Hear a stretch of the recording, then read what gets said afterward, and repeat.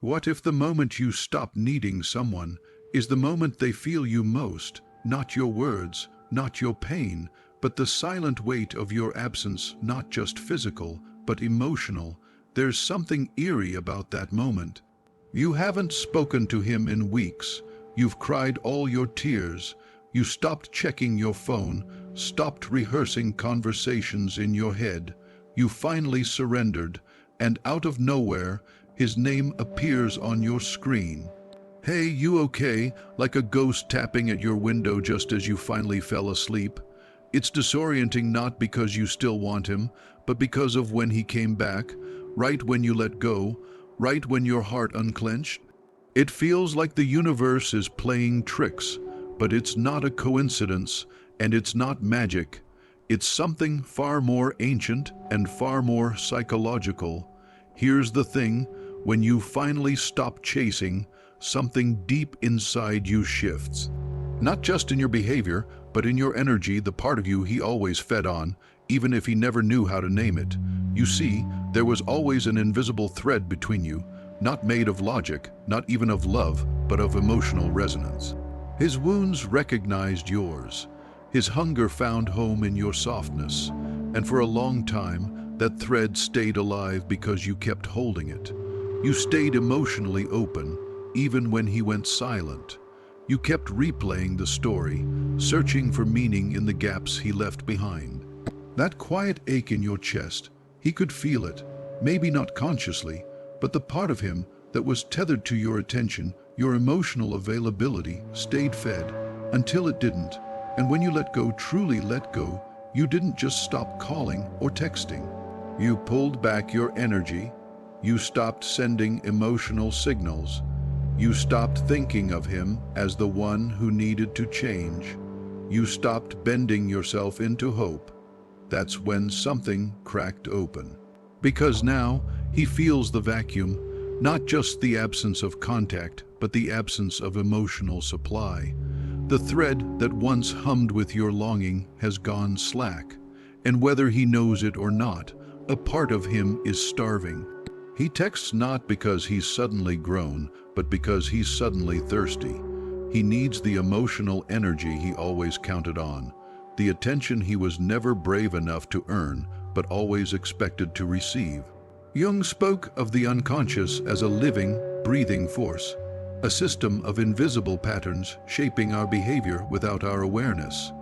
And one of the most powerful patterns in human relationships is projection.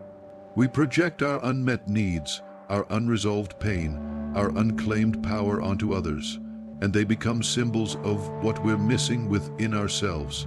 To him, you were never just you. You were something larger, a symbol, an energy, a mirror. You carried what he disowned in himself, and the more you gave, the more he fed.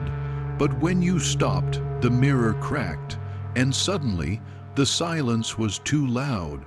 There's something deeply psychological about this, the way energy moves between people, especially when attachment wounds are involved. You wanted love, he wanted control. You wanted intimacy, he wanted validation. But both of you, unknowingly, were playing out unconscious roles. You were the giver, he was the taker, and the thread between you was stretched by invisible need. But the moment you stepped out of that dance, the moment you chose peace over proving your worth, something primal stirred in him. He comes back not out of love but out of disruption, because now the pattern is broken, the energy has shifted. The game no longer works the way it used to, and the unconscious hates that.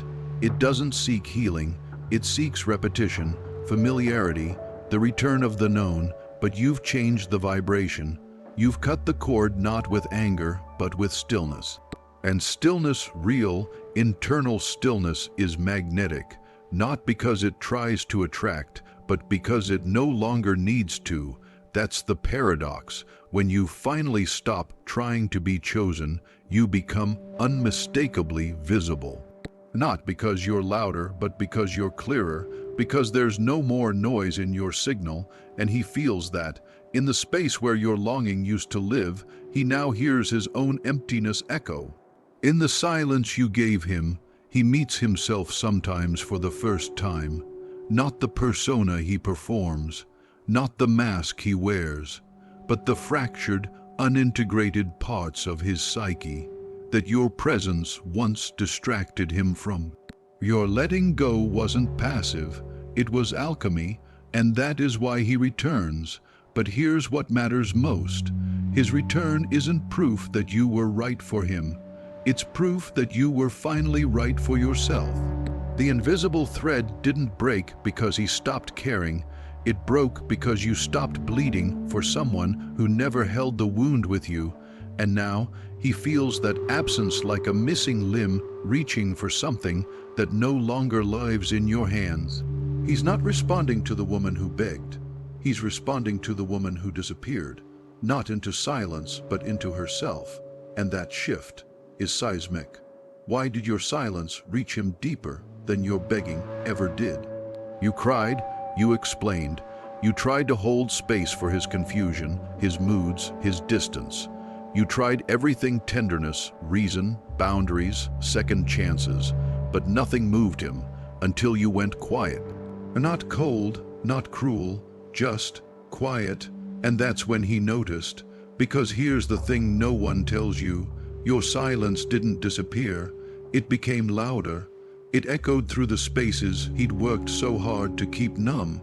And without warning, something in him stirred, a discomfort he couldn't name, an ache that wasn't about missing you, but about finally hearing the parts of himself he'd long buried. Carl Jung called it the shadow, the hidden self, made of all the things we reject, disown, or deny. And every person has one, especially those who live disconnected from their inner world, especially the ones who seem unaffected. You weren't just someone he dated. You were a mirror, and that mirror didn't just show him affection or admiration.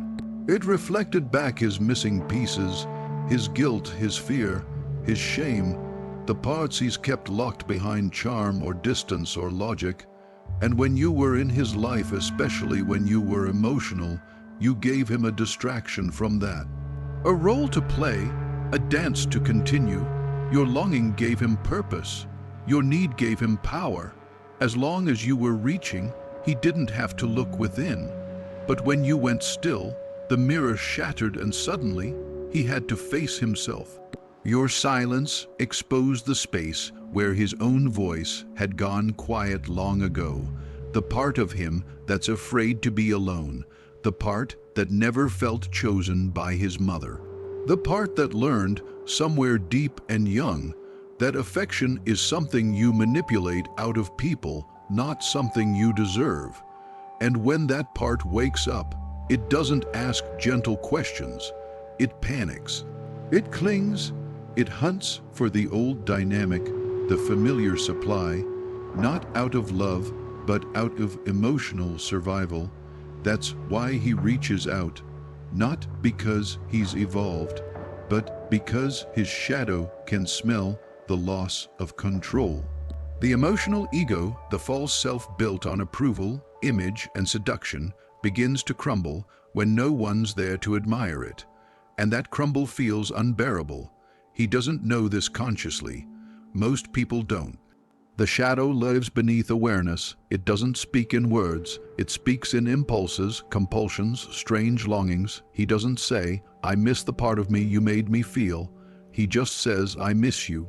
Or "I've been thinking about you," but what he's really thinking about is the silence and what it forced him to feel.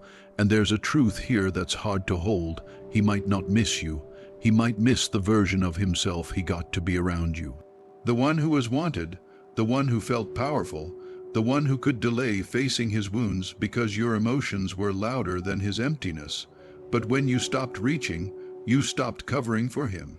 And that's when the emotional hunger he'd buried under distraction started rising again, sharp, raw, uncontainable. Think of it this way: your attention was like a sedative. It kept his shadow asleep. It kept the guilt, the mother wound, the deep masculine shame quiet. But when you walked away, the silence became a trigger. Suddenly, he could feel the void the one that's always been there, the one he spent a lifetime outsourcing to women who would carry it for him. And you're not carrying it anymore. That's why he comes back. But don't mistake his return for healing. The shadow isn't integrated just because it's awakened. In fact, it gets louder, more chaotic, more manipulative, until it's met with radical responsibility, and that only he can give himself. You were never meant to be his therapist, his mother, or his redemption arc. You were a moment of reflection. You were the echo of a deeper truth. One he may not be ready to face, but one he can't unfeel. And your silence is what made it undeniable. So when he returns, and he will, it's not because he finally understands your worth. It's because your absence removed his shelter. And now his shadow is awake, disoriented, hungry, and aching for the comfort you no longer provide. You didn't punish him by letting go. You revealed him to himself, and that is a power he never expected you to have. What if he wasn't in love with you, but with who he got to be in your eyes? It's a brutal kind of clarity, one that doesn't come until later, after the silence, after the back and forth, after you've finally stopped trying to decode what it meant. Because somewhere deep down, something inside you always knew you weren't just his partner, you were his reflection, the woman who saw him, the woman who believed in something soft underneath his distance, the woman who felt his potential even when he was still hiding from it. You became the mirror, and not just any mirror, a psychic one. A reflection not of his surface, but of everything he's buried, the child who was never enough, the boy who didn't feel chosen, the man who grew a hard shell to protect a soft center. You looked into him and didn't flinch. You made him visible, you made him feel, but here's the paradox.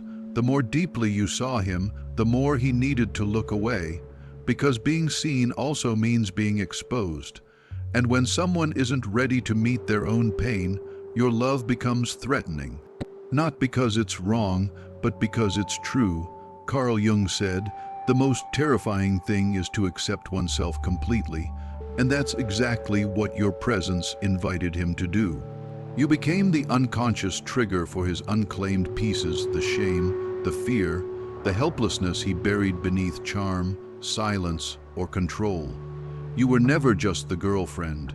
You became the projection screen for all his unmet archetypes. He didn't just want love, he wanted absolution.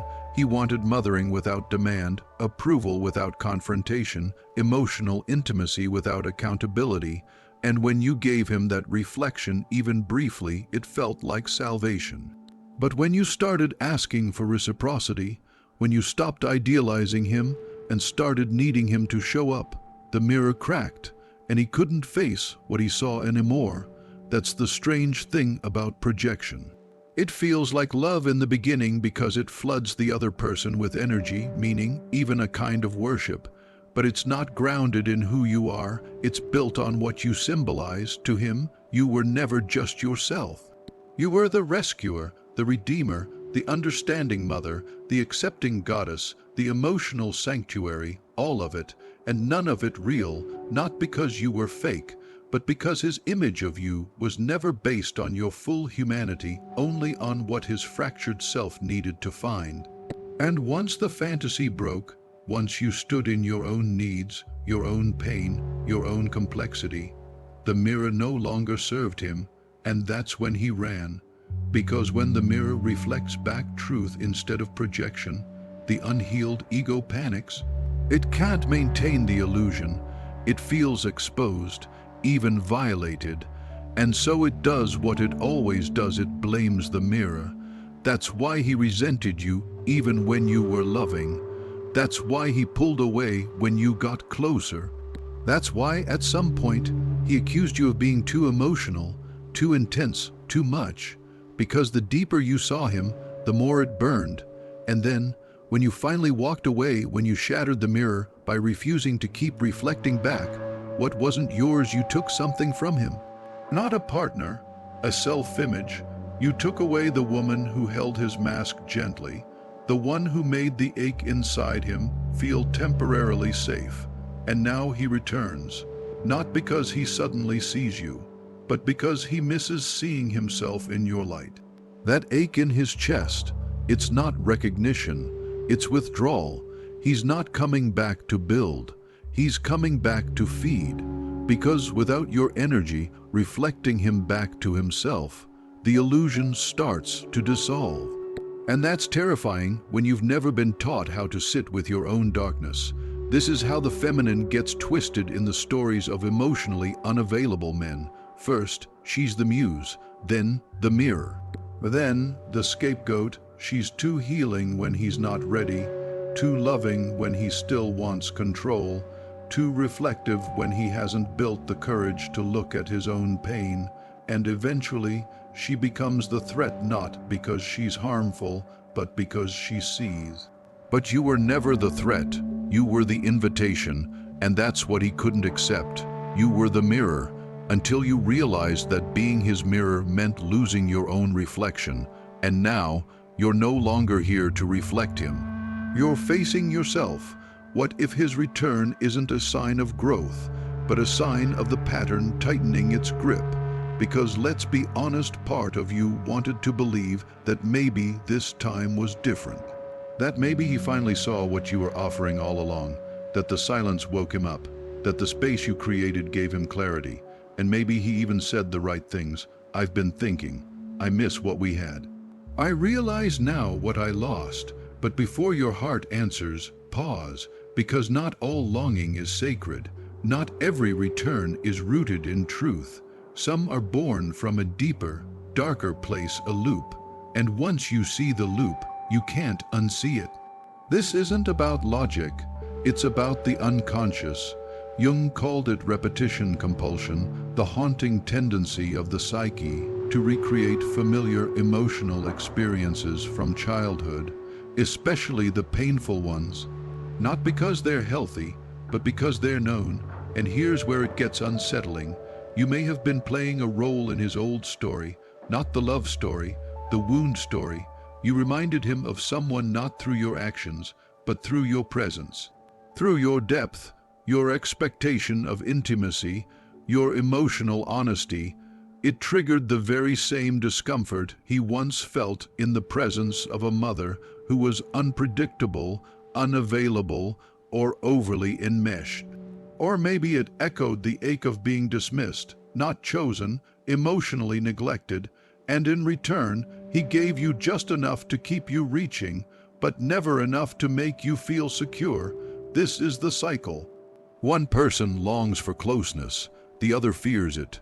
One gives, the other withdraws. One explains, the other shuts down. And around it goes, not because either person is bad, but because the dance is familiar. It scratches the wound just right, not enough to heal it, just enough to feel it. So when he comes back, it doesn't necessarily mean he's broken free. It often means the loop is unfinished. The psyche demands another round, another chance to reenact the story, to finally master it, to get the outcome it never got as a child. But here's the cruel part. Unless he's faced that original wound, the outcome won't change. You'll feel pulled in again. He'll seem softer, more open, more present. There might even be a week or two that feel almost magical, like the man you always sensed inside him is finally here. And in those moments, it's so tempting to relax, to believe, to trust. But slowly, the old patterns return. He withdraws again. You overextend again. His guilt returns. Your resentment builds. And the cycle completes not with healing, but with collapse. Because the loop was never about you. It was about a wound trying to write a different ending with the same pen. Until he confronts that wound directly, honestly, deeply, he will keep circling. And if you stay, you will become part of that circle. Not as his partner, but as his proxy, a stand-in for what was never resolved. The truth is painful. Trauma bonds don't feel like chains.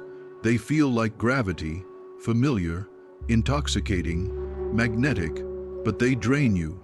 They erode your intuition, they make you second, guess your clarity in exchange for fleeting moments of connection.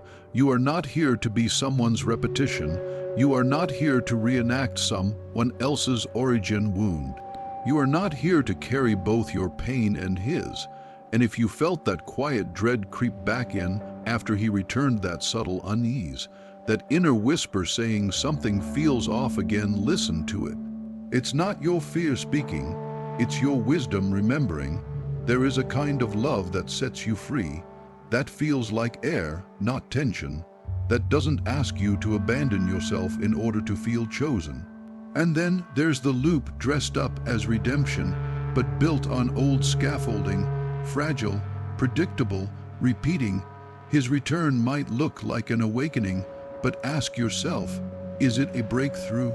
Or just the beginning of the same cycle with new words? Healing doesn't always look like reunion. Sometimes it looks like finally stepping off the ride, because real change doesn't just say, I miss you. It shows up differently. Consistently, humbly, quietly, and most of all, it doesn't pull you back into a loop. It meets you at your level of growth, or it doesn't ask for your energy at all.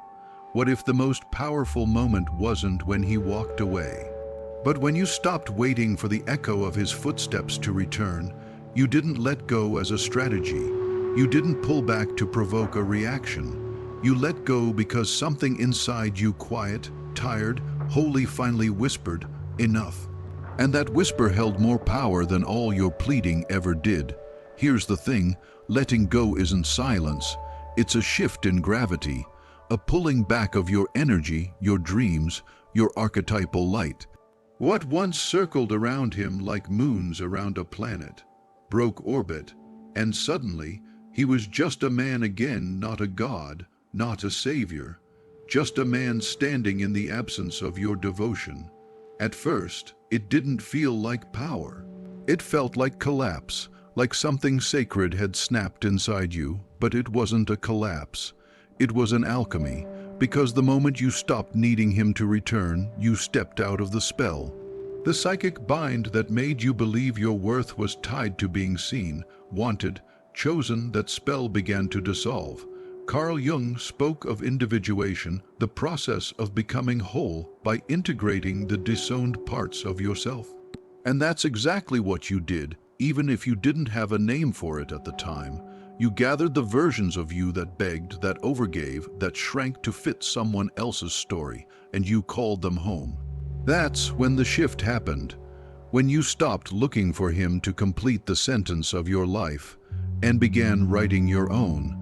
And ironically, that's often when they feel it deeply, unconsciously. The loss of energetic access, the withdrawal of the mirror they once used to see their inflated reflection. Because when someone has been feeding on your emotional supply, your attention, your empathy, your longing, they don't notice when you're hurting. They notice when you stop leaking energy, when your inner feminine stops orbiting and starts rooting. This is what the alchemy of letting go does. It transforms you from seeker to sovereign. You're no longer the wounded child waiting to be seen by the unavailable father. No longer the lover hoping to be rescued by a partner who cannot even rescue himself. You become the woman who stands with herself entirely, and that is no small thing. That is archetypal. You return to the queen archetype, the one who doesn't chase validation, but radiates truth. Who doesn't beg for a place in someone else's story, but becomes the author of her own. Letting go doesn't mean you stop loving. It means you stop abandoning yourself to be loved. That's the quiet revolution. And yes, it confuses him, it unsettles him, not because he understands what's happening, most won't, but because the familiar rhythm is gone, the game board has been cleared, the emotional dance interrupted. He may come back, most do, not because he finally sees you, but because he can feel that something has changed and it wasn't him, it was you. You stopped being available as a projection screen. You stopped playing the role he cast you in. And in doing so, you broke the loop not with force, but with presence, with refusal to keep playing a part that cost you your self-respect. This is the essence of individuation. You don't destroy the past, you outgrow it.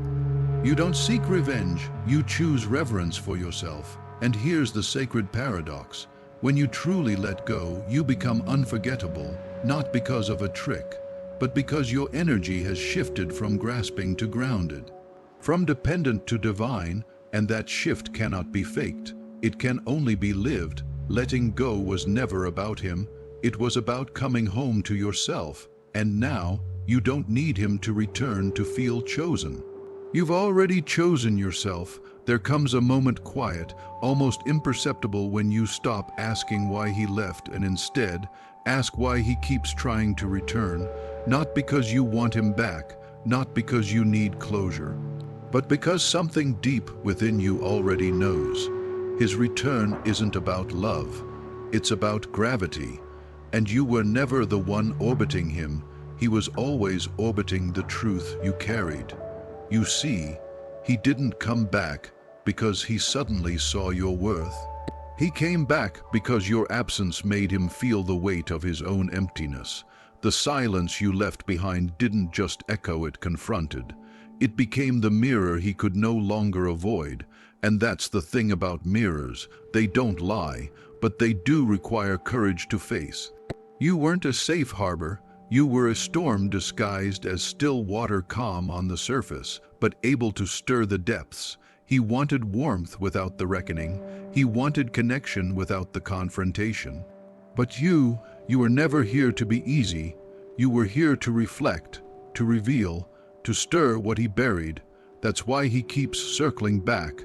Not because he finally knows how to love you, but because he doesn't know how to forget the version of himself that only came alive in your presence. The one who almost touched his own shadow through you and recoiled, and yet it's not your job to hold that mirror anymore. The truth is, you were never the wound, you were the invitation to heal it. He projected his pain onto you because that's what unconscious souls do. They confuse the mirror for the monster. And if you've ever felt blamed, demonized, or emotionally punished for simply loving deeply, that's why you showed up with real, with raw, with soul. But realness is a threat to anyone still hiding behind their mask. And maybe part of you thought that if you just loved him right, if you just waited long enough, stayed soft enough, forgave often enough, he'd eventually see.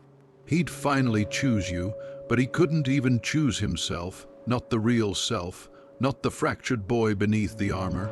He wasn't ready for that level of confrontation, and you stopped begging to be chosen the moment you realized you were never meant to be his ending.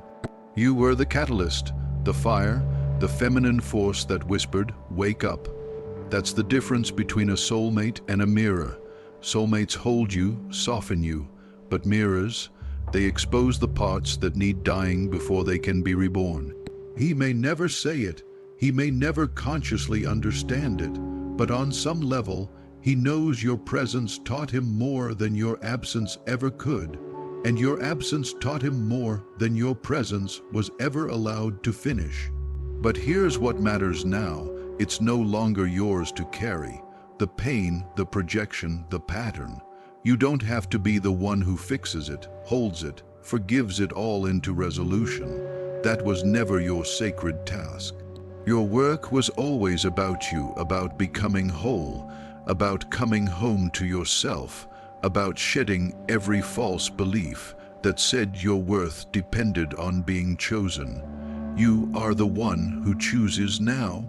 And yes, it still stings sometimes, the ache of almost, the echo of what could have been.